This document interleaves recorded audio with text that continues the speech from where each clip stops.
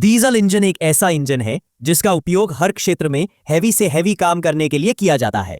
Diesel engine के कार्यप्रणाली को स्टेप बाय स्टेप समझेंगे। जिसमें फ्यूल इंजन के अंदर जलता है उसे हम आईसी इंजन कहते हैं।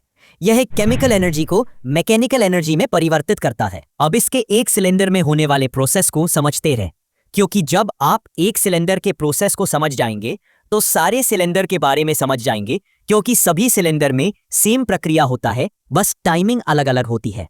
पिस्टन कनेक्टिंग रॉड दोनों एक दूसरे से जुड़े होते हैं। कनेक्टिंग रॉड इस प्रकार मूव करने के लिए स्वतंत्र होता है।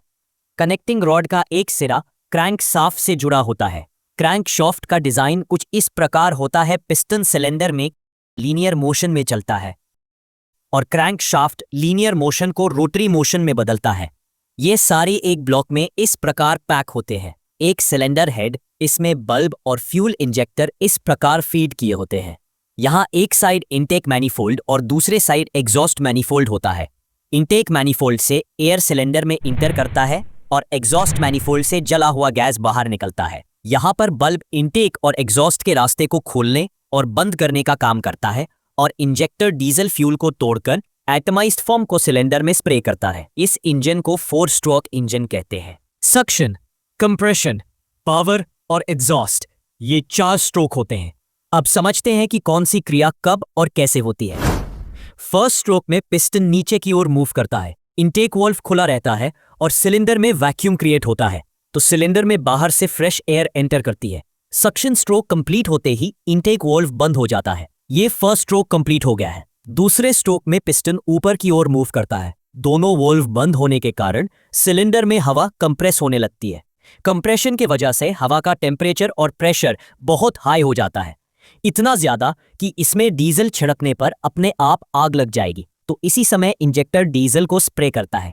इसमें आग लग जाती है और एक जोर का धमाका होता है। इस धमाके में जो गैस फैलती है वो पिस्टन पर फोर्स लगाती है, जिससे पिस्टन तेजी से नीचे की ओर आता है।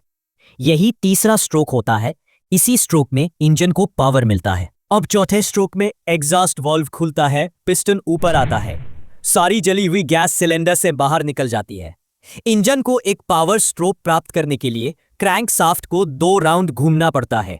वापस से सक्शन स्ट्रोक होता है, फिर कंप्रेशन, इंजेक्टर डीजल को स्प्रे करता है और पावर स्ट्रोक होता है आखिरी में एग्जॉस्ट। यही क्रिया लगातार होती रहती है, जिससे इंजन लगातार घूमता रहता है। एक सिलेंडर वाले इंजन में प्रोड्यूस होने वाले पावर को इस ग्राफ में देख सकते हैं। इसमें 4 स्ट्रोक होने पर केवल पावर स्ट्रोक में ही इंजन को पावर मिलता है और बाकी 3 स्ट्रोक में तो पावर लॉस ही हो रहा है। इसलिए जो आउटपुट में पावर मिलेगा वो भी फ्लक्चुएट ही करेगा और इंजन भी स्मूथ नहीं चलेगा। स्मूथ बनाने के लिए इसमें 4 सिलेंडर जोड़ दिए जाते हैं। इससे इंजन का कैपेसिटी और पावर दोनों बढ़ जाती है। इस इंजन में हर एक स्ट्रोक में पावर स्ट्रोक किसी न किसी सिलेंडर में मौजूद ही रहती है। हर एक सिलेंडर का फायरिंग ऑर्डर अलग अलग होता है। आप यहां देख सकते हैं, पहले सिलेंडर 1 3 4 2 इसी प्रकार फायरिंग होती रहती है।